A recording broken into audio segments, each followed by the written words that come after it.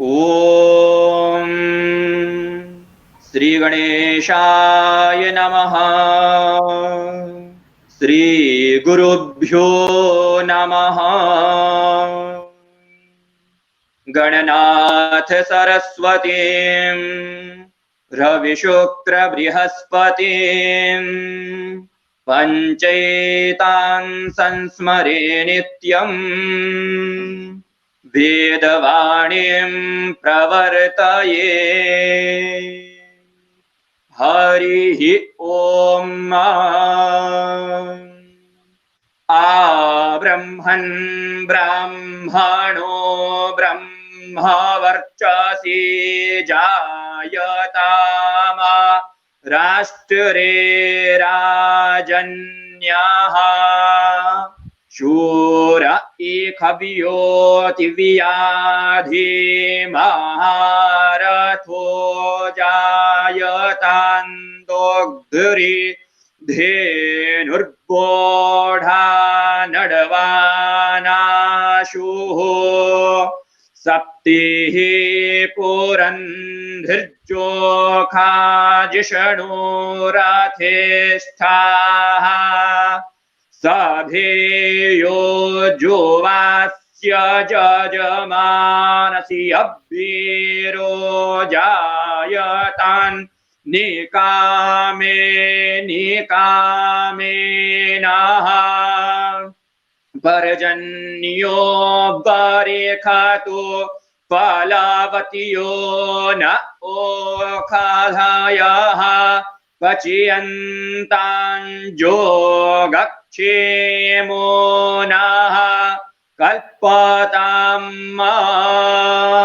नमः सभाभ्यः सभापतिभ्यश्च वो नमो नमो स्वेभ्यो स्वापतिभ्यश्च वो नमो नम आभ्याधिनेभ्यो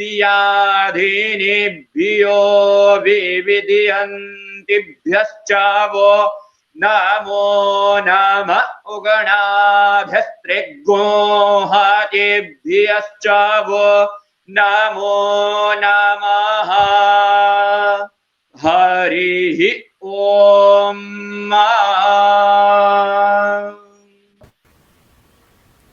धन्यवाद गोपाल महोदय। यह महोत्सव है स्वाधीनता के इतिहास का, यह महोत्सव है नए संकल्पों के आगाज का, यह महोत्सव है आत्मनिर्भरता के आगाज का, भारत के विश्वगुरु बनने के इतिहास का। यह महोत्सव है देश के लिए त्याग और बलिदान का, यह महोत्सव है देशभक्ति की भावना के अनुराग का। सभी संस्कृत अनुरागियों का, देशवासियों का हार्दिक स्वागत अभिनंदन है। आज के इस कार्यक्रम में हमारे साथ मुख्य अतिथि के रूप में उपस्थित हैं पद्मश्री श्री चम्मूकृष्ण शास्त्री महोदय और भारतीय पत्रिका के संपादक माननीय प्रोफेसर श्री कृष्ण शर्मा महोदय, और मुख्य वक्ता के रूप में हमारे साथ जल्दी ही जुड़ने वाले हैं श्री सुनील आम्बेकर जी महोदय, राष्ट्रीय स्वयंसेवक संघ। इस कार्यक्रम की जो रूपरेखा है साथियों, वह किस प्रकार से है इसके बारे में मैं आपको यहाँ पर बताना चाहता हूँ। ई संस्कृत कुटुंब भारतीय पत्रिका और ई संस्कृत कुटुंब यूट्यूब चैनल के संयुक्त तत्वाधान में आज़ादी का 75वां अमृत महोत्सव, स्वाधीनता का अमृत महोत्सव मनाया जा रहा है। इस अमृत महोत्सव की संकल्पना हमने इस प्रकार से की है सभी साथियों ने मिलकर कि इसमें आपको 75 अमर बलिदानियों की कथा कही जाएगी, साथ में ही इसी के साथ साथ आपको यहाँ पर 75 प्रेरक गाथाएं सुनने को अवसर मिलेगा।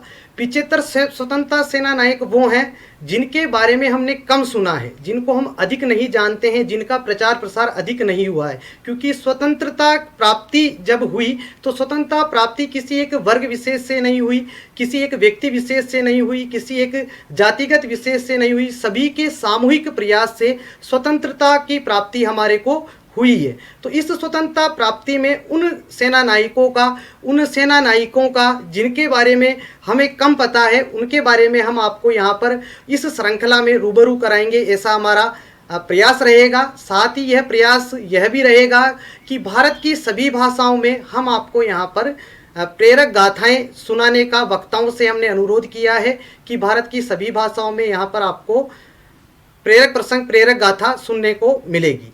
तो इसी श्रृंखला को आगे बढ़ाते हुए आज के हमारे कार्यक्रम के जो मुख्य अतिथि हैं उनका परिचय मैं विस्तार से करवाना चाहता हूं। आज हमारे मध्य में जो उपस्थित हैं श्रीमान पद्मश्री कृष्ण चम्मू शास्त्री महोदय है। महोदय मूलतः कर्नाटक के रहने वाले हैं। महोदय पूरे विश्व में संस्कृत भाषा को पुनः संभाषण आंदोलन के रूप में स्थापित करने में अग्रदूत हैं। महोदय की प्रेरणा से हजारों लाखों कार्यकर्ता तैयार हुए हैं। 30-40 वर्ष से महोदय निरंतर इस श्रृंखला में लगे हुए हैं कि संस्कृत भाषा को व्यवहार भाषा बनाई जा सके। संस्कृत भाषा नित्य प्रयोग में आने लगी है। ऐसे कई हजारों परिवार आज तैयार हो चुके हैं जिनकी मातृभाषा संस्कृत है। उसके पीछे चम्मू कृष्ण शास्त्री महोदय का बहुत बड़ा योगदान है। महोदय ने संस्कृत भारती की स्थापना की। महोदय संस्कृत संवर्धन प्रतिष्ठान के सचिव हैं, न्यासी सचिव हैं, जो ऑनलाइन संस्कृत शिक्षा के कार्यक्रम को निरंतर आगे बढ़ा रहा है। और ऑनलाइन संस्कृत शिक्षा का एक ऐसा प्लेटफॉर्म है जहां पर आपको पाठ्य पुस्तकें प्रारंभिक जो प्रथम कक्षा से लेकर द्वादशी कक्षा तक की पाठ्य पुस्तकें आपको वहां पर निःशुल्क पढ़ने का ट्यूटोरियल आपको वहां पर मिलेंगे। साथ ही आपको विभिन्न भारतीय ज्ञान परंपरा से संबंधित पाठ्यक्रम ऑनलाइन आप घर बैठकर पढ़ सकते हैं। उसका संचालन महोदय के नेतृत्व में किया जा रहा है। इसके साथ ही महोदय संस्कृत भारती के संस्थापक हैं। साथ ही महोदय ने बड़े बड़े कार्य, चाहे विश्व संस्कृत पुस्तक मेला हो, ऐसे विभिन्न कार्यों को किया है जो संस्कृत को वैश्विक स्तर पर प्रतिष्ठापित करने में अग्रसर है। और साथ ही महोदय वर्तमान समय में भारत सरकार की उच्च अधिकार प्रोत्साहन भारतीय भाषा प्रोत्साहन समिति के आप अध्यक्ष के नाते अभी हम सभी का मार्गदर्शन कर रहे हैं। आज के इस सत्र में हमें महोदय का मार्गदर्शन प्राप्त होगा। मैं महोदय का भारतीय पत्रिका परिवार पक्ष से, ई संस्कृत कुटुंब परिवार पक्ष से, सभी दर्शकों के पक्ष से आपका हार्दिक स्वागत अभिनंदन करता हूं महोदय। इसी क्रम में आज हमारे साथ जुड़े हुए हैं भारतीय पत्रिका के संपादक प्रोफेसर श्री कृष्ण शर्मा महोदय। प्रोफेसर श्री कृष्ण शर्मा महोदय जोधपुर विश्वविद्यालय राजस्थान में जोधपुर में जय नारायण विश्वविद्यालय में संस्कृत के विभागाध्यक्ष थे। साथ ही महोदय काशी में विजिटिंग प्रोफेसर के रूप में भी व्याकरण विभाग के रूप में आपने काम देखा है। वर्तमान में जगत गुरु रामानंदाचार्य राजस्थान संस्कृत विश्वविद्यालय के व्याकरण विभाग के आप पीठाध्यक्ष हैं।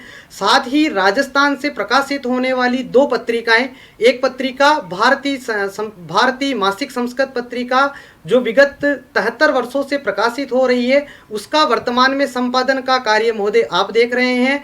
और द्वितीय पत्रिका राजस्थान की संस्कृत अकादमी द्वारा प्रकाशित होने वाली स्वर मंगला पत्रिका, त्रैमासिक पत्रिका का संपादन का कार्य भी आप देखते हैं।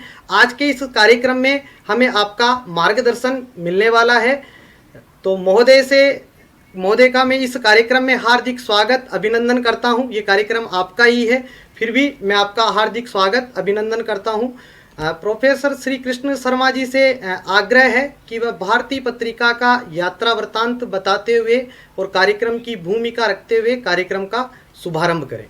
प्रोफेसर श्री कृष्ण शर्मा जी। कृष्ण वंदे जगद्गुरुं प्रहर्षस्य यं वेला यह संस्कृत मास पत्रिका भारती एवं यूट्यूब चैनल ई संस्कृत कुटुंब द्वारा स्वतंत्रताया अमृत महोत्सवम् उपलक्ष्य समायोजितमिदं व्याख्यानमालायाः समुद्घाटन सत्रम्।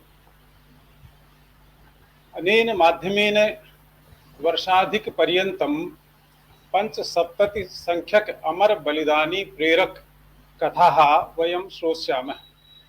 अस्य उद्घाटन सत्रस्य मुख्य वक्तारः सन्ति राष्ट्रीय स्वयंसेवक संघस्य अखिल भारतीय प्रचार प्रमुखः श्रीमन्तः सुनील आम्बेकर महोदयः। अथ च मुख्यातिथयः सन्ति संस्कृत भारत्याः च संस्थापकाः, संस्कृत संभाषण कला प्रवीणाः, अतएव संस्कृत पुनरुद्धारकाः, भारतीय भाषा प्रोत्साहन उच्चाधिकारसमितेः अध्यक्षः पद्मश्रियाः अलङ्कृताः चमुकृष्णशास्त्री महोदयाः, एतेषां हार्दिकं स्वागतम् अभिनन्दनं च करोमि। अस्मिन् कार्यक्रमे समन्विताः सर्वे च संस्कृतानुरागिणः, तेषामपि हार्दिकं स्वागतं करोमि। सम्प्रति मैं भारतीय संस्कृत मास पत्रिका के विकास यात्रा के संबंध में कुछ संक्षेप में अपना वक्तव्य प्रस्तुत कर रहा हूँ। भारतीय संस्कृत प्रचार संस्थान जयपुर द्वारा यह भारतीय पत्रिका प्रकाशित है। इसका कार्यालय भारती भवन है। यह भारतीय पत्रिका, मेरा ऐसा मानना है कि देश में निरंतर प्रकाशित होने वाली संस्कृत की मासिक पत्रिकाओं में सबसे प्राचीन है। इस पत्रिका का प्रकाशन 1950 ईस्वी, तदनुसार विक्रम संवत 2007 दीपावली पर्व के दिन से शुभारंभ हुआ था। आपातकाल में भी यह संस्कृत पत्रिका निर्बाध रूप से प्रकाशित होती रही। यह इसका वैशिष्ट्य है। ये रेखांकित करने योग्य वृत्तांत है। 72 वर्ष से निरंतर इसका प्रकाशन हो रहा है। यह 72वें वर्ष का 8वां अंक इसका अब प्रकाशनाधीन है। इसके प्रकाशन का वृत्तांत भी, शुभारंभ का वृत्तांत भी बड़ा रोचक है। 1949 में राष्ट्रीय स्वयंसेवक संघ की केंद्रीय समिति के प्रचार प्रमुख श्री उमाकांत केशव आप्टे, जिनको बाबा साहब आप्टे के नाम से भी पुकारा जाता था, उनका जयपुर में आगमन हुआ और प्रसंगवश उन्हें यह ज्ञात हुआ कि यहाँ संस्कृत रत्नाकर पत्रिका 1904 से 1949 तक निरंतर प्रकाशित होती रही, किंतु अर्थाभाव के कारण, अर्थ संकट के कारण वह संस्कृत पत्रिका बंद हो गई और वाराणसी में स्थानांतरित हो गई और वर्तमान में जयपुर से कोई संस्कृत पत्रिका प्रकाशित नहीं हो रही है।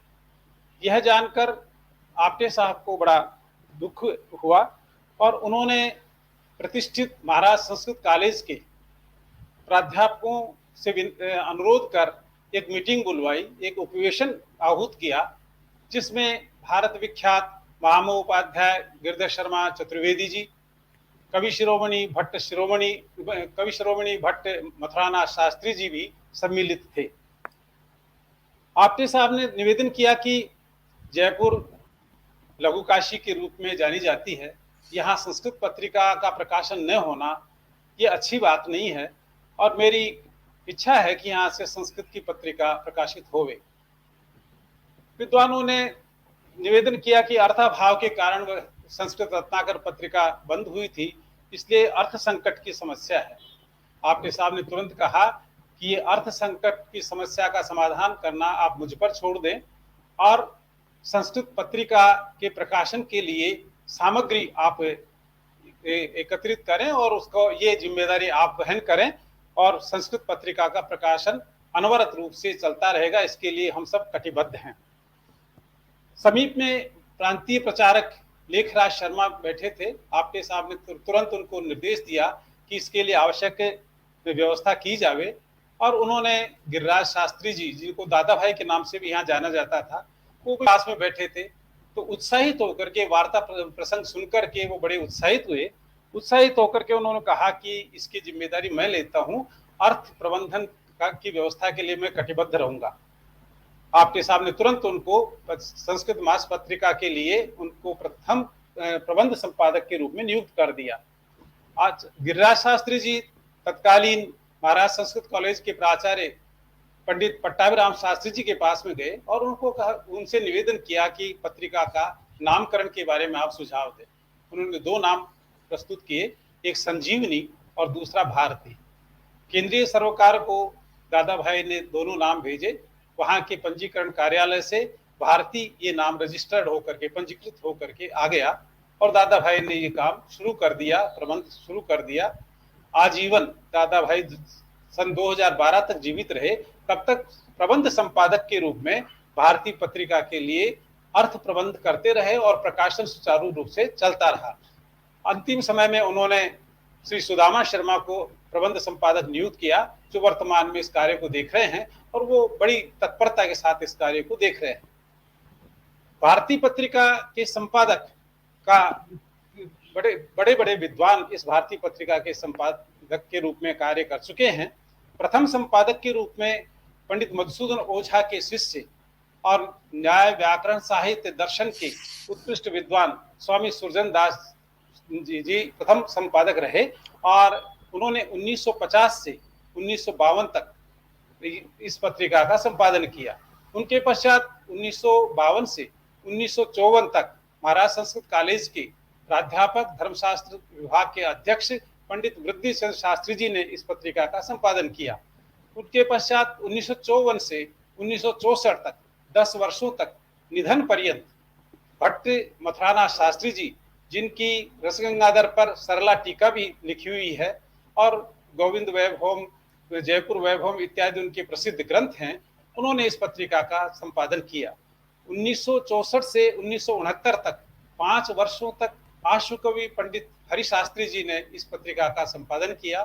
1969 से 1980 तक 11 वर्षों तक पंडित दीनानाथ त्रिवेदी मधु, जो न्याय शास्त्र के विद्वान थे और हास्य और व्यंग्य कविताओं के शिरोमणि थे, बड़े विद्वत्तापूर्ण वो हास्य और व्यंग्य कविताएं लिखते थे, उन्होंने 11 वर्षों तक इस पत्रिका का संपादन किया और इसमें नारी स्तंभ विशेष करके उन्होंने समारंभ किया। 1980 से 1996 तक 16 वर्षों तक पंडित जगदीश शर्मा साहित्याचार्य, जो साहित्य विभाग के अध्यक्ष थे महाराज संस्कृत कॉलेज जयपुर में और पंडित वीरेश्वर शास्त्री द्राविड़ के प्रमुख शिष्य थे, उन्होंने इस पत्रिका का संपादन किया और उनके पत्रिका के संपादन के काल की ये प्रसिद्धि है, ये चर्चा है कि एक भी अशुद्धि पत्रिका में देखने को नहीं मिलती थी और वो इसके लिए विचार आमंत्रित करते थे कि कोई भी अगर अशुद्धि मिल जाए तो मुझे सूचित किया जाए। ये इस तरह का उन्होंने संपादन किया। 1997 से और 2019 तक पंडित प्यारे मोहन शर्मा, जो जगदीश शर्मा जी के सत शिष्य थे, महाराज संस्कृत कॉलेज में प्रोफेसर साहित्य शास्त्र के रहे, उन्होंने इस पत्रिका का संपादन किया। 2019 के बाद में आपके सम्मुख में विराजमान हूँ।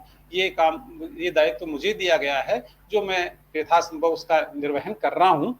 इस तरह से इस भारतीय पत्रिका का संपादन का कार्य उत्कृष्ट कोटि के विद्वानों ने अपने हाथों में लिया और ये निरंतर यह पत्रिका चल रही है। वर्तमान में सह संपादक के रूप में प्रोफेसर सुरेंद्र कुमार शर्मा, शिव शरण नाथ त्रिपाठी, स्नेहलता शर्मा, ये लोग सह संपादन का कार्य भी देखते हैं। देवर्षि कलानाथ शास्त्री, जो कवि शिरोमणि भट्ट मथुरानाथ शास्त्री जी के सुयोगी शिष्य भी रहे हैं और उनके सुपुत्र हैं, वो 1996 से निरंतर प्रधान संपादक के रूप में हमें दिशा निर्देश दे रहे हैं। उनका आशीर्वाद हमको प्राप्त हो रहा है। इस तरह से ये पत्रिका अपने 72 वर्षों की यात्रा यहाँ संपूर्ण कर रही है और इस पत्रिका के माध्यम से आपके कर कमलों में ये शोध लेख, कविताएं इत्यादि जो है पहुंच रही हैं। आपके जो भी परामर्श होंगे हम उनको सादर स्वीकार करेंगे, आमंत्रित हैं। पत्रिका का अर्थ संकट यदि भी रहता है, किंतु हमारे प्रबंध संपादक इसको समाहित करने के लिए निरंतर सचेष्ट रहते हैं और पत्रिका अपना सुचारू रूप से जो है ये अपना काम कर रही है। 72 वर्षों से ये पत्रिका निरंतर प्रकाशित हो रही है। जयतु भारतम, जयतु संस्कृतम। धन्यवादः महोदयः भवताम्। अग्रिमे अस्मिन् क्रमे श्री चम्मुकृष्ण शास्त्री महोदयं निवेदयामि, ते अस्माकं मार्गदर्शनं कुर्युः। शास्त्री महोदय। सर्वेभ्यः नमो नमः। अत्र उपस्थिताः संपादकाः, अतिथयः तथा च श्रोतारः, सर्वप्रथमं भारतीपत्रिकायाः सम्पादकान्, व्यवस्थापकान् तथा च ई-संस्कृतकुटुम्बं तस्य प्रबन्धकान् च अभिनन्दामि। यतः एतादृशम् उत्तमं कार्यक्रमम् आयोजितवन्तः इति। अप्रसिद्धानां देशार्थं जीवनदातॄणां बलिदानिनां स्वातन्त्र्ययोद्धॄणां जीवनगाथाः भवन्तः सर्वाभिः भारतीयभाषाभिः सर्वान् श्रावयन्ति इति एषः कश्चन अपूर्वः कार्यक्रमः। भारतीपत्रिका विश्वे प्रकाश्यमानासु संस्कृतपत्रिकासु प्राचीनतमा मासिकी, प्रतिमासम् अविरतं प्रकाश्यमाना एषा पत्रिका संस्कृतस्य प्रसाराय, शिक्षणाय, साहित्यसर्जनाय च अपूर्वं योगदानं कुर्वती अस्ति। अतः अहम् अस्मिन् प्रसंगे भारतीपत्रिकायाः विशेषतया अभिनन्दनं करोमि। अपि च ये अस्माकं एतस्य कार्यक्रमस्य श्रोतारः सन्ति तान् सर्वान् श्रोतॄन् विशेषतया निवेदयामि यत् वयं सर्वे अपि भारतीपत्रिकायाः ग्राहकाः भूत्वा वयं तां पत्रिकां पठामः, अपि च ग्राहकाणां संख्यावर्धनाय वयं सर्वे प्रयत्नं कुर्याम इति। अद्यतनकार्यक्रमः यः आयोजितः, एताः कथाः सर्वाभिः भारतीयभाषाभिः श्रावयन्ति इति अत्र अस्ति कार्यक्रमस्य वैशिष्ट्यं। यतः सर्वासां भारतीयभाषाणां पोषिका, जननी, मातृस्थाने विद्यमाना भाषा संस्कृतभाषा। तथा तु संस्कृतभाषा अपि भारतीयभाषाः च केवलं भाषाः न, परन्तु एताः भाषाः भारतीयजीवनदर्शनस्य दर्शिकाः सन्ति। अनादिकालतः भारतस्य चिन्तनं, संस्कृतिः सर्वा अपि संस्कृतभाषया तथा च भारतीयभाषाभिः विकासिताः च। भारतदेशः कदापि एकभाषाभाषी देशः न आसीत्। यथा विश्वस्य अन्येषु केषुचित् देशेषु परिस्थितिः अस्ति, यतः सम्पूर्णदेशः एकभाषाभाषी भवति, परन्तु भारतस्य कोऽपि एकः प्रदेशः, एकः भागः एकभाषाभाषी इव नास्ति। सर्वदैव बह्व्यः भाषाः सम्भूय अत्र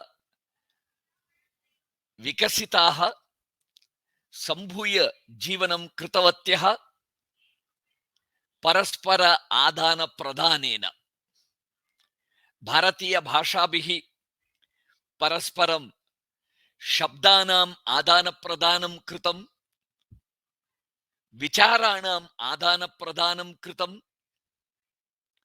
एवं परस्परं पोषिकाः एताः भाषाः। किञ्च सर्वाः भारतीयभाषाः सर्वसमावेशक विचारम् एव प्रतिपादितवत्यः। प्रत्येकतावादस्य, विघटनस्य, असामरस्यस्य भावं कदापि न प्रकटितवत्यः। संपूर्णस्य भारतस्य चित्रणं कृतम्। किंच सर्वाभिः भाषाभिः, भारतीय भाषाभिः, संस्कृत वाङ्मयतः वेद वाङ्मयतः विचारान्, कथाः, सिद्धान्तान् च शब्दान् च स्वीकृत्य स्वभाषाः अपि पोषिताः। एवं तत्र भारते भाषा सामरस्यम् आसीत्। जनाः विविध भाषाः पठन्ति स्म। किंच भाषा वैमनस्यं न आसीत्। अनुवादः करणीयः न भवति स्म। भवन्तः प्राचीन पाण्डुलिपि ग्रन्थान् पश्यन्तु। अद्य भारते ग्रन्थालयेषु 40 लक्ष पाण्डुलिपि ग्रन्थाः लभ्यन्ते। ताः विविध भारतीय भाषासु सन्ति। विविध लिपिषु विविध लिपिभिः लिखिताः सन्ति। सर्वेषु अपि ग्रन्थेषु, पाण्डुलिपि ग्रन्थेषु यया भाषया सा कृतिः अस्ति, सा कृतिः तया भाषया भवति। तया भाषया तस्य व्याख्यानमपि भवति। अनुवादः न भवति। संस्कृत ग्रन्थानां टीकाः, व्याख्यानानि लभ्यन्ते, अनुवादाः न। यतः अनुवादस्य आवश्यकता न भवति स्म। जनाः स्वयं बहुभाषाः जानन्ति स्म। इंग्लिश शिक्षण व्यवस्थायाः आगमन अनन्तरम् इदानीम् अनुवादानाम् आवश्यकता अभवत्। किंच भाषाभ्यास क्षेत्रे भाषाभ्यासः, भाषाध्ययनं, नूतन भाषायाः अभ्यासकरणम् इति यदस्ति, तत्रापि कश्चन विषयः अस्माभिः ज्ञातव्यः। इंग्लिश भाषा शिक्षणं, स्पेनिश भाषाभ्यासः, मैंडरिन भाषायाः पठनम् इति एवं विदेशी भाषाणाम् अभ्यासं नाम, प्रत्येकं भाषायाः अभ्यासः नाम तस्याः नूतनायाः भाषायाः 100% नूतनतया अभ्यासः करणीयः भवति। परन्तु भारतीय भाषा या कापि भवतु, भारतीयानाम् अस्माकं कृते कस्याः अपि एकस्याः भारतीय भाषायाः अभ्यासः नाम नूतनतया 100% नूतनतया वयं तां भाषाम् अधिगच्छामः इति स्थितिः नास्ति। कारणं सर्वासां भारतीय भाषाणां ध्वनिव्यवस्था समाना, वर्णमालाः समानाः, वाक्यरचनाः समानाः, वाक्यानाम् अंतर्निहित व्याकरणं समानं, कारकव्यवस्था बहुमात्रेण समानं। किंच शब्दाः 50% 60% शब्दाः अपि समानाः अथवा तत्समा तद्भवाः। एवं भारतीय भाषाणां परस्परं महान् सम्बन्धः इति कारणेन नूतनतया यथा विदेशी भाषायाः अभ्यासः क्रियते, यथा इंग्लिश अभ्यासः क्रियते, तथा भारतीय भाषाणाम् अभ्यासः, नूतन भाषाभ्यासः न केवलं 50% नूतनम् इति चिन्तयतु। अतः भारते भारतीयानां कृते भारतीयभाषाणाम् अभ्यासः अत्यन्तं सरलः। एतदर्थम् अहम् एतं तथ्यम् अद्य भवतां पुरतः उपस्थापयामि यत् अस्माभिः सर्वैः अपि इदानीं संस्कृतस्य अभ्यासः अपि करणीयः, हिन्दीभाषायाः अभ्यासः अपि करणीयः, स्वस्य मातृभाषायाः अभ्यासः करणीयः, स्वस्य प्रान्ते विद्यमानानाम् इतरासां भाषाणाम् अभ्यासः करणीयः, किञ्च भारतस्य विविधराज्येषु विद्यमानानां भाषाणाम् अपि अभ्यासः करणीयः। सर्वः अपि भारतीयः तिसॄणां चतसॄणां पञ्चानां भाषाणाम् अभ्यासं सरलतया कर्तुं शक्नोति। वस्तुतः षण्णां भाषाणाम् अभ्यासः नाम भाषाद्वयस्य अभ्यासः इव। बहु अधिकम् इति मा चिन्तयतु। भाषायाः माध्यमेन गत 200 वर्षेषु भारतस्य विभागं कर्तुं बहवः प्रयत्नाः अभवन्। आर्याणाम् आक्रमणस्य सिद्धान्तस्य स्थापनाय यूरोपीय भारोपीय इत्यादि विविध भाषा कुटुम्बानां सिद्धान्तानां स्थापनं कृतवन्तः।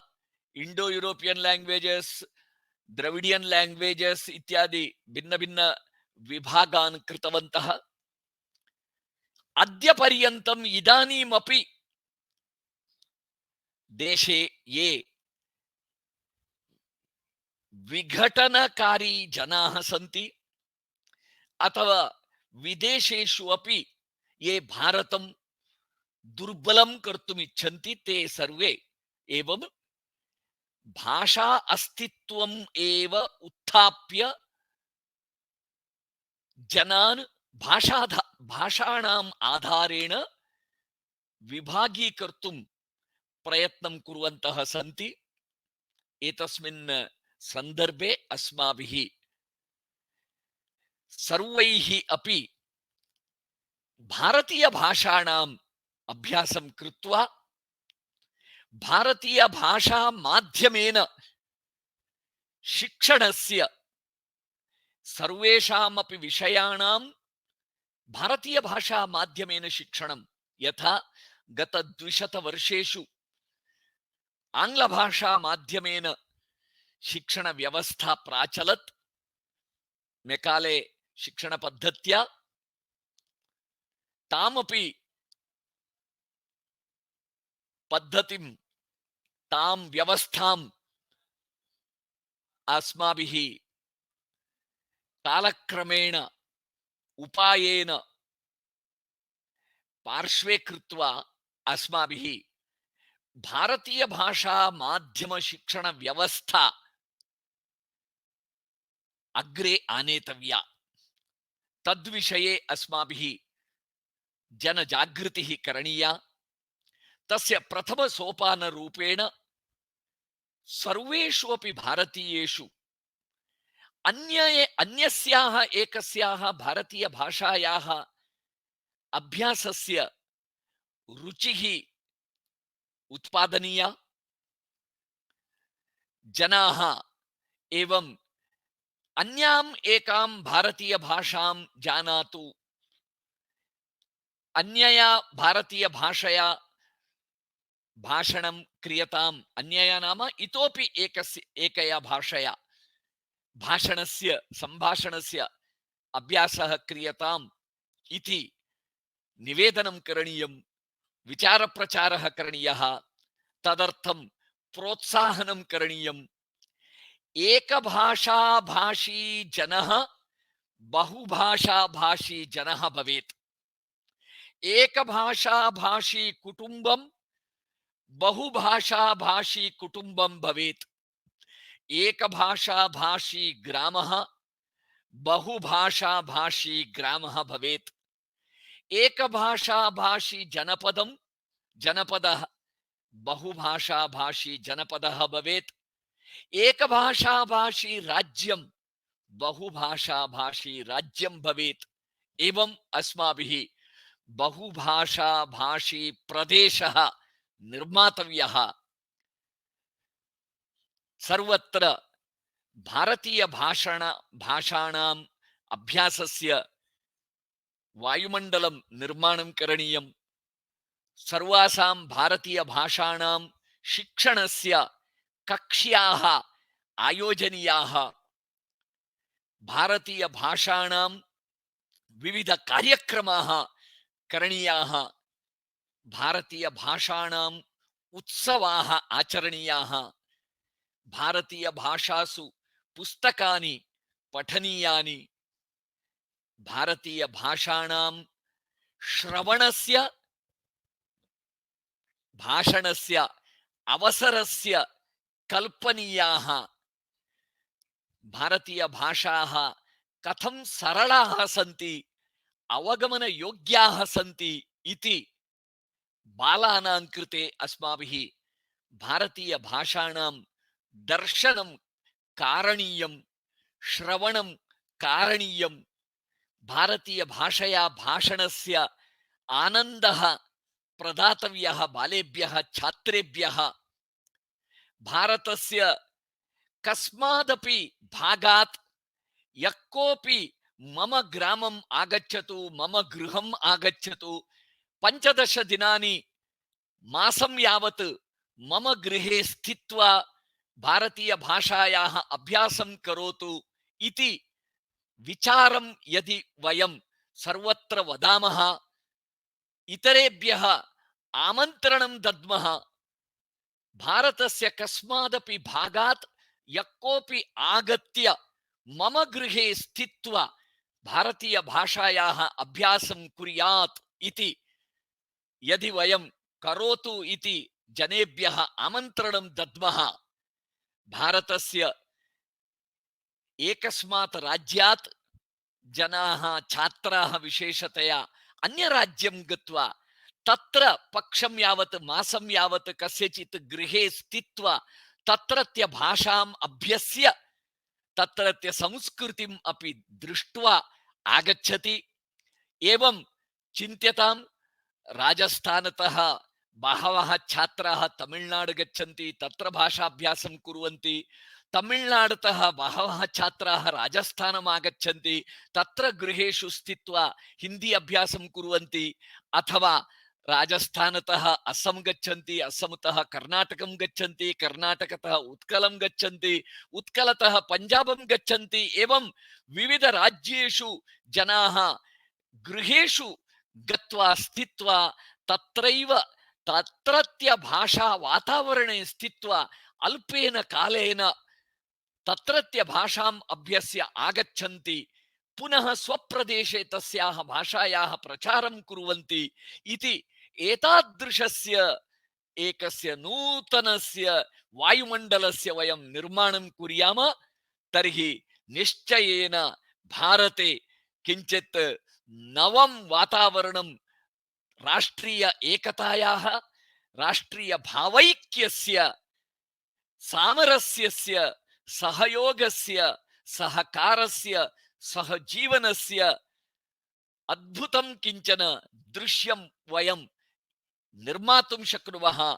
यथा पूर्वं भारतम् आसीत् तथा पुनरपि भारतीय भाषाणां माध्यमेन भारतीय ज्ञानपरम्पराम् अधीत्य ज्ञात्वा वयं पुनः नवभारतस्य निर्माणं कुर्मः इति निवेदनं कृत्वा मम वचनानि समापयामि। पुनरपि भवतां सर्वेषाम् अभिनन्दनं, मम भवद्भ्यः धन्यवादः च। नमस्कारः।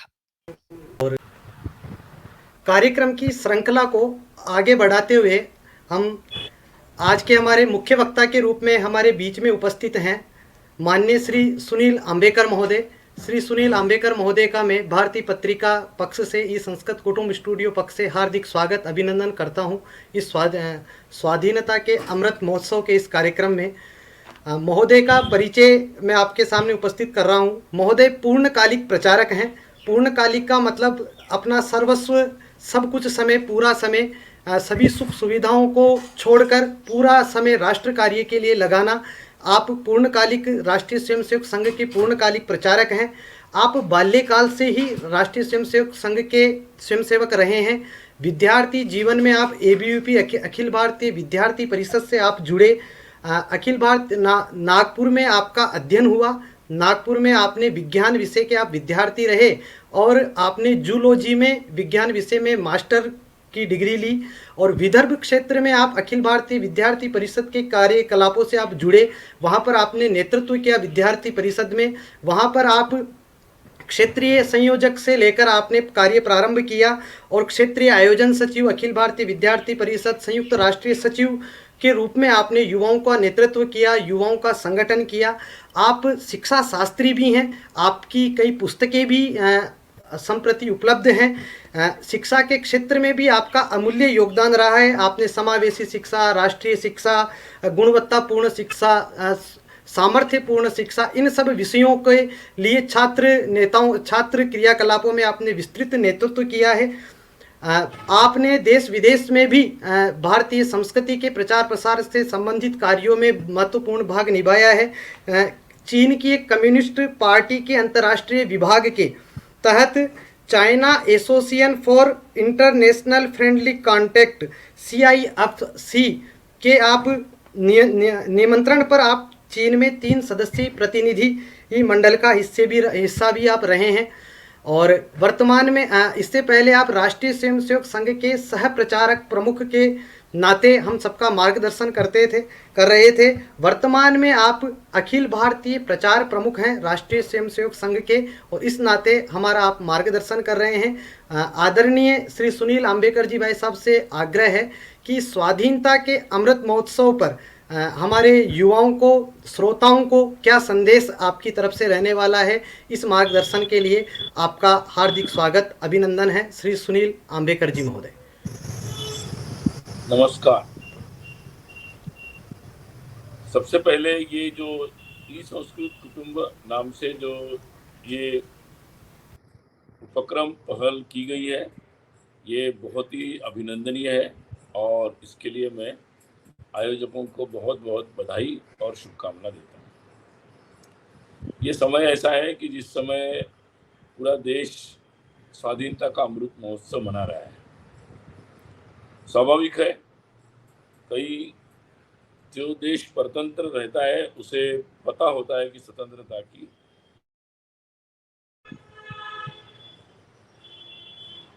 स्वतंत्रता कितनी महत्वपूर्ण है, ये उस व्यक्ति को पता होता है।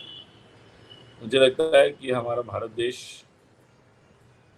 स्वाधीनता के महत्व को बहुत पहले से जानता था और इसीलिए स्वाधीनता के लिए बहुत लोगों ने अपनी कुर्बानियां दी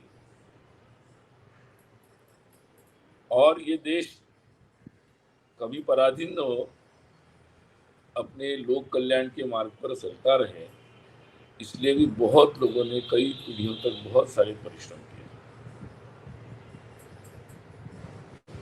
फिर भी बीच में ऐसा एक समय आया जब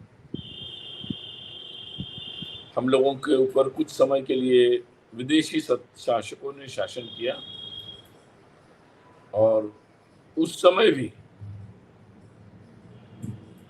बिना पीछे हटे सतत रूप से एक संघर्ष की श्रृंखला चलती है और यही कारण है कि जहां दुनिया में कई सारे देश अपनी पहचान खो गए विदेशी दासता के समय, अपनी धर्म परंपराएं उनकी मिट गई, ये भारत ही है कि यहाँ की सारी जो सनातन परंपराएं हैं उसका जो परिचय है वो इतने हजारों वर्षों में लगातार निरंतर आगे बढ़ रहा है और इसलिए उन सब महान सपूत जो महान नायक थे, नायिकाएं थी, उन सबको मैं पुनः पुनः अभिवादन करता हूँ, प्रणाम करता हूँ कि आज उन्हीं के इस योगदान बलिदान के कारण आज हम लोग यहाँ स्वतंत्रता का अनुभव ले पा रहे हैं और भविष्य में आगे बढ़ने के एक व्यापक सपने हम लोग देख पा रहे हैं। इस दृष्टि से हमारे स्वाधीनता आंदोलन की कहानी जो है वो वास्तव में बहुत प्रेरक है और केवल हमारे लिए नहीं, पूरी दुनिया में जहाँ जहाँ भी कोई स्वतंत्रता के बारे में, अपने राष्ट्र के बारे में सोचेंगे, उनके लिए ये कहानियाँ प्रेरक होंगी। हमारी कितनी पीढ़ियाँ बीत जाएगी, उनके लिए भी ये कहानियाँ प्रेरक होगी और पुनः पुनः उन्हें समर्पण के लिए प्रेरित करेगी कि आप अपने राष्ट्र की स्वतंत्रता जो है, स्वाधीनता जो है, उसको बनाएं। हमारा जो ब्रिटिशों के खिलाफ जो स्वाधीनता का आंदोलन था, उस आंदोलन में भी हम लोग ये बात देख सकते हैं कि उसका स्वरूप देशव्यापी था। कभी कभी देश में बहस होती है कि क्या हमारा देश इस तरीके से पहले से ही एक था या ब्रिटिशों के समय एक बना, और आजकल देश की जो रचना है उसके बारे में भी चर्चा होती है।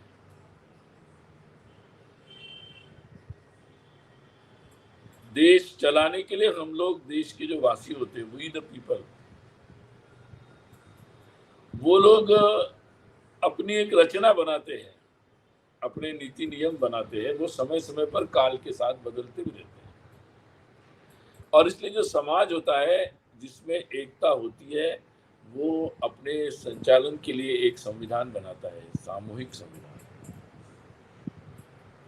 संविधानों से देश निर्मित नहीं होते, जो निर्मित देश है वो संविधानों से चलते हैं। ये बात समझना बहुत आवश्यक है कि जो एक नहीं होगा वो अपनी एक पूरी समग्र स्वतंत्रता के लिए प्रयास भी नहीं करेगा। हमारे देश के आंदोलन में हम देख सकते कि चाहे उत्तर भारत में आंदोलन चल रहा हो, कहीं आवाज उत्तर प्रदेश में उठ रही है, कहीं पंजाब में क्रांतिकारी कार्य हो रहा है, महाराष्ट्र में लोकमान्य तिलक भी वही बात बोल रहे हैं और वो आवाज पूरे देश भर में पहुंच रही है। सबको लग रहा है कि ये हमारी आवाज है। नेताजी सुभाष चंद्र बोस आजाद हिंद फौज में शामिल होने का आह्वान करते हैं। ध्यान में आ रहा है कि उनकी फौज में वो बंगाल के हैं, लेकिन केवल बंगाली नहीं है, वो पूरे देश के सपूत हैं और इसलिए उनके आंदोलन में सबसे ज्यादा सहभाग तमिलनाडु के हर जिले के लोगों का है। भारत के हर प्रांत के लोग, जो भारतीय उस समय की जो ब्रिटिश फौज थी उसमें जो शामिल थे, उन्हें पता नहीं था वो किस प्रांत के हैं, लेकिन उन्हें ये पता था कि आजाद हिंद फौज जो बनी है पूरे देश की स्वतंत्रता के लिए बनी है और उसमें वो बढ़ चढ़कर हिस्सा लिए थे। ये पूरे देश में हम लोगों को ध्यान में आता है और क्यों एक किसी कोने में आंदोलन हो रहा था, भगवान बिरसा मुंडा जंगल के क्षेत्र में आंदोलन कर रहे थे, लेकिन उनका आंदोलन का विषय अपनी धर्म और संस्कृति की रक्षा थी। उनका आंदोलन पूरे भारतवर्ष की सुरक्षा थी। चाहे दक्षिण में कोई डिक्लेरेशन हो रहा था तमिलनाडु में, उसका नाम जम्बूद्वीप डिक्लेरेशन था, वो अपनी जगह का नहीं था, वो पूरे देश के लिए डिक्लेरेशन था। और इसलिए हम ये बात अनुभव कर सकते हैं कि देश का कोई क्षेत्र, अभी अभी जानकारी कुछ शोधार्थियों ने ढूंढ कर निकाली कि हमारे मणिपुर के 23 ऐसे स्वतंत्रता सेनानी थे जिनको ब्रिटिशों के खिलाफ झंडा उठाने के कारण उनको अंडमान में भेज दिया गया था, पोर्ट ब्लेयर। ये कौन थे? ये स्वतंत्रता सेनानी थे जो अपने धर्म और अपनी संस्कृति और अपनी पहचान, अपनी स्वाधीनता की रक्षा के लिए खड़े हैं। ऐसे लोगों की जानकारी देश के हर कोने से मिल रही है, चाहे शहर हो, गांव हो, जंगल का क्षेत्र हो, जहां से भी हो, मतलब हर जगह से आवाज उठी। वो अपनी अपनी छोटे क्षेत्र की सत्ता के लिए नहीं थी, वो पूरे राष्ट्र की, भारत राष्ट्र की स्वतंत्रता के लिए थी। इस आंदोलन में और एक बात महत्वपूर्ण है, ये आंदोलन केवल राजनीतिक स्वतंत्रता के लिए नहीं था। इस आंदोलन में स्व की आवाज थी,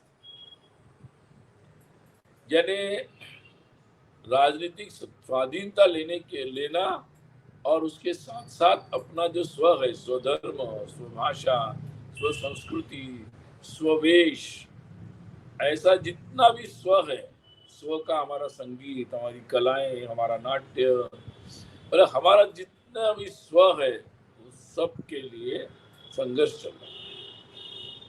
और इसलिए हम स्वाधीनता आंदोलन में देखते हैं कि जीवन के हर क्षेत्र में लोग संघर्ष कर रहे हैं, क्योंकि ब्रिटिशों का जो आक्रमण था वो सर्वंकष था। उन्होंने केवल सत्ता नहीं ली, बल्कि हमारे जीवन के जितने भी अलग अलग पहलू थे, सब पर उनका आक्रमण था। यानी एक तरफ हमारे देश में खेती के साथ साथ लोग, हमारी उद्योग की जो व्यवस्था थी, एंटरप्राइजिंग जिसको बोलते हैं, वो उद्योग घर घर में चलते थे, और हर घर में कहीं लोहे का, कहीं लकड़े का, कहीं किसी धातु का, कहीं और कोई ना कोई कपड़े, कोई ना कोई काम होता था। और इन गांवों में जो ये उद्योग चलते थे घर घर में, और इसलिए कुछ जगह बहुत लोग, मतलब लोगों में प्रचलित प्रसारित भी थी, जैसे उदाहरण के तौर पर ढाका की मलमल थी, या काशी के कपड़े थे, या जगह जगह की कई धातु की वस्तुएं थी। मतलब बहुत सारे, हर जिला, हर क्षेत्र के अनुसार ऐसी बातें प्रचलित थी। वो सारे उद्योग क्या थे? वो उद्योग घर घर में चलने वाले उद्योग थे, वही जो किसानी भी करते थे और साथ साथ कारीगरी भी जानते थे, और एक दूसरे पर निर्भर होकर ये सारी हमारी समृद्धि का कारण उसमें था। ब्रिटिशों ने अपनी नई शासन के साथ इन सब व्यवस्था को तोड़ने का प्रयास किया, लेकिन हम देखते हैं इसके बाद भी कुछ कुछ उखड़ गए, लेकिन बहुत सारे उद्योगों की वो कलाएं, वो विशेषताएं थोड़े कमजोर स्वरूप में, लेकिन हर जगह लोगों ने अपनी बना के रखी, ताकि हमारी ये परंपराएं लगातार बनी रहे। और दूसरा हम देखते हैं कि भाषाएं, अंग्रेजी के साथ साथ भाषाओं पर बहुत आक्रमण हुआ, और संस्कृत पर तो बहुत ज्यादा आक्रमण था, और संस्कृत को हर तरह से उसका साहित्य नष्ट करना, उसके साहित्यकारों को नष्ट करना, उसके विद्वान अध्ययन करने वाली स्कूलों, गुरुकुलों को बंद करना, उसको जिसको हम कहते कि लेजिटिमेट नहीं मानना, ये बहुत सारी बातें चलती रही, और बिना किसी आश्रय के बहुत सारे लोगों ने हमारी संस्कृत भाषा और हमारी सारी भाषाओं को जीवित केवल नहीं रखा, उसमें भी नए नए साहित्य का सृजन इस काल में भी किया। और ये बात और भी समझने लायक है कि हमारे संगीत, हमारे नाट्य, इन सब पर लगातार पाबंदियां आती गई। लोगों ने अपनी वो सारी कलाएं और शास्त्र जीवित रखे। हमारे मंदिरों के उत्सव थे, जिन उत्सवों को भी बंद करने का प्रयास किया गया, कुंभ जैसे महापर्वों को भी बंद करने का प्रयास किया, लेकिन लोगों को उसके बाद भी इन सब पर्वों को, उत्सव को मनाना, और तिलक जी के आह्वान पर बाद में गणेशोत्सव और शिवाजी उत्सव जैसे नए उत्सवों का प्रारंभ होना, ये सब हम लोगों का एक स्वदेश स्वाधीनता का आंदोलन था। इसको इस तरीके से देखना चाहिए। इसलिए अगर फिल्म बन रही है, दादा साहेब फाल्के को लगा कि हमारे संस्कृति के अनुरूप फिल्म बननी चाहिए, तो उन्होंने अपना सर्वस्व लगा दिया, उसको यहाँ पर अपने तरीके से विकसित किया। ऐसे जीवन के बहुत उदाहरण दिए जा सकते हैं कि जिसमें हम लोग ये स्वाधीनता का आंदोलन देख सकते हैं, स्व का। और जीवन के हर क्षेत्र में ऐसे स्वाधीनता सेनानी निकले।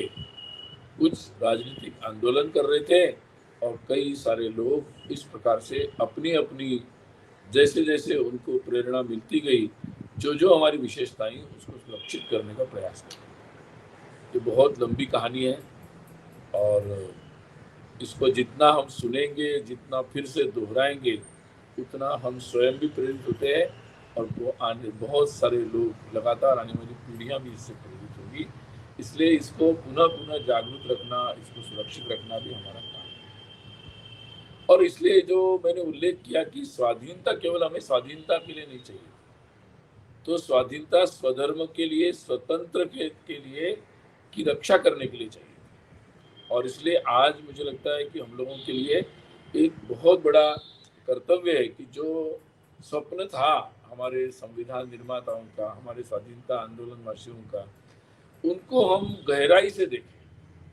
केवल उनके नाम ले, उनके बारे में कोई उत्सव जयंती मनाए, यहाँ तक हम सीमित न रहे, तो हम उनको गहराई में देखने की जरूरत है। उनका संघर्ष जो था उस समय अपनी ब्रिटिश शिक्षा के सामने राष्ट्रीय शिक्षा के लिए उनका संघर्ष था कि हमारी भाषा में शिक्षा आनी चाहिए और हमारी शिक्षा भारतीय होनी चाहिए। हमारी कथाएं, हमारे जीवन मूल्य, हमारी जो वीर गाथाएं हैं, उनका उल्लेख आने वाली पीढ़ी को मिलना चाहिए। हमारा दुर्भाग्य रहा कि 75 वर्ष में जिस तरह से हम लोगों को इस शिक्षा को बदलाव करना चाहिए था, उसको हम लोग नहीं कर पाए। परंतु आज फिर से देश की नई राष्ट्रीय शिक्षा नीति के माध्यम से इस परिवर्तन की एक काफी एक गहरी और एक गंभीर जो प्रयास प्रारंभ हुआ है, मुझे लगता है कि वास्तव में वो स्वतंत्रता की दिशा में एक बहुत बड़ा ऐतिहासिक कदम है। हमारे देश की अर्थव्यवस्था को एक तरीके से चरमरा जाए वो, और गरीबी बढ़ती चली जाए, लोग असहाय हो जाए, ऐसा प्रयास विदेशी शासन ने किया। परंतु स्वाधीनता के बाद बहुत सारे ऐसे प्रयास हुए और कहीं ना कहीं हम लोगों के अपनी जो विशेषताएं हैं, अपनी जो आवश्यकताएं हैं, अपनी जो कुशलताएं हैं, हमारे जो संभावनाएं हैं, उनके आधार पर एक आत्मविश्वास से पूर्ण, मतलब अब क्या करें, दुनिया की व्यवस्था के साथ जुड़कर ही चलना पड़ेगा, ऐसा न सोचते हुए जितना चलना ही पड़े उतना चले, लेकिन साथ साथ अपनी स्वयं की अपनी व्यवस्था जो सस्टेनेबल हो, मतलब लंबे समय तक चले, और जिसमें फिर से जैसे दुनिया में संघर्ष हुए वामपंथियों के द्वारा हिंसक, और उन संघर्षों का जो कारण था कि भाई लोगों में समानता आनी चाहिए आर्थिक दृष्टि से, परंतु उनके जहाँ वो सफल हुए अपने शासन बनाने, वहाँ पर भी वो वैसी व्यवस्था नहीं बना पाए, या दुनिया में भी हम लोग देखते हैं। इसलिए हम लोगों को अपनी ऐसी व्यवस्था जिसमें सबको अवसर मिले, सबको न्याय मिले और लंबे समय तक चले, जो मानव के लिए भी मित्रवत हो और निसर्ग के लिए भी मित्रवत हो, ऐसी व्यवस्था बनानी पड़ेगी। और इसलिए ये एक अर्थव्यवस्था आइसोलेशन में काम नहीं करती, तो हमारा तंत्र ये था कि वो सबको साथ तालमेल बनाकर काम करते हैं, और इसलिए एक विकेंद्रित ऐसी उत्पादन की व्यवस्था और समानता के सिद्धांत पर चलने वाली अर्थव्यवस्था और निसर्ग की भी ध्यान रखने वाली अर्थव्यवस्था हम लोगों को आने वाले समय में उसका तंत्र विकसित करना होगा। कुछ कदम उस दिशा में बढ़े हैं, गाँव को मजबूत करने के लिए और स्वरोजगार के आधार पर आत्मनिर्भरता की जो बात हो रही है, ये सारे मुझे लगता है कि उस दिशा में कदम। हमारे कानून की परिवर्तन की आवश्यकता है कि जो व्यवस्था बदलनी होगी, न्याय देने वाली व्यवस्था। हमारी न्याय व्यवस्था में ज़्यादातर तंत्र ये था कि आपस में बैठकर जो भी आपस की बात माने और ज़्यादातर जो कन्फ्लिक्ट रिजोल्यूशन है वो हम परस्पर म्यूचुअली करें, ताकि ऊपर कम से कम विषय जाए। आज उस सारी व्यवस्था को, नई जो व्यवस्था है उसमें संभावनाएं बहुत कम है, और इसलिए नई जो कानून व्यवस्था हम बनाएंगे जो न्यायपूर्ण हो वास्तव अर्थ में, तो वैसी व्यवस्था बनाने की आवश्यकता है। ऐसे ही प्रशासन है, ब्रिटिश शासन के नियम अलग थे क्योंकि उनका उद्देश्य अलग था, अब हमारे प्रशासन के नियम हमें अपने तरीके तंत्रता के अनुसार बनाने होंगे और समाज में भी वैसे परिवर्तन करने होंगे कि जैसे डॉक्टर बाबा साहेब अम्बेडकर संविधान में कहते हैं कि भाई केवल राजनीतिक समानता से नहीं होगा, सामाजिक समानता चाहिए। तो वो सामाजिक समानता हमारी जो वास्तव में स्वतंत्र है वो समाज को स्वयं विकसित करना पड़ेगा और इसलिए कानून और सरकार और नेताओं पर केवल निर्भर होकर हमारा स्वतंत्रता नहीं बन सकती और इसलिए पूरे समाज की पहल आवश्यक है।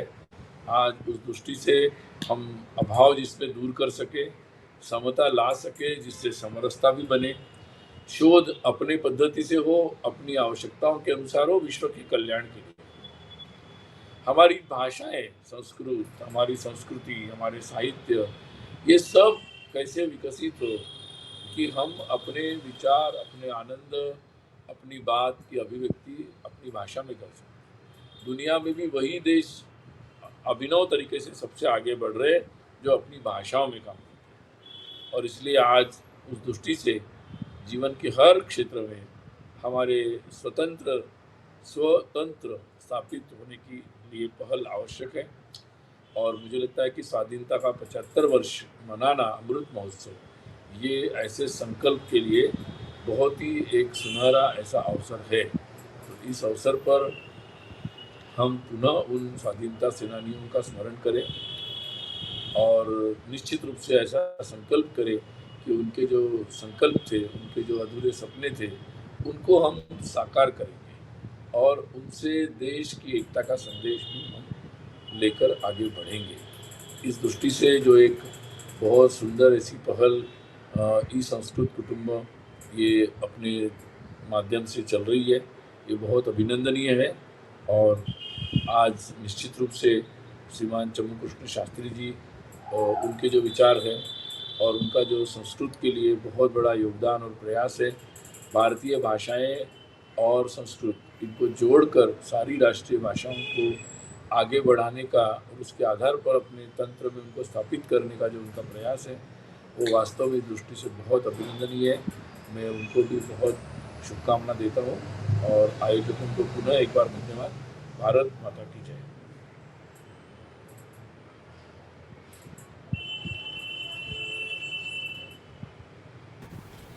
भारत माता की जय। धन्यवाद आदरणीय महोदय।